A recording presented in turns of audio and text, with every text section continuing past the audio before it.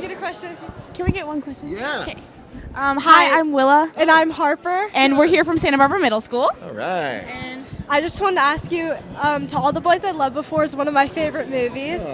And I was just wondering if you could tell us one of your favorite memories from filming. My favorite memory is I replaced an actor who I won't say, very nice, famous actor, who had to leave for a personal reason, and they called me up and said, read this script, and it's 9 in the morning, if you like it, you have to get on a plane today at 5 o'clock and go to Vancouver, Canada to start this movie for 6 weeks. I read it quickly and I said, I'll do it. It was only going to be one movie at that time. And it was a little independent movie. It was supposed to come out in theaters. And I went to do it, and they couldn't get a release, and then they sold it to Netflix, and we ended up making 3 or 4 of them. Put a little cash in my pocket.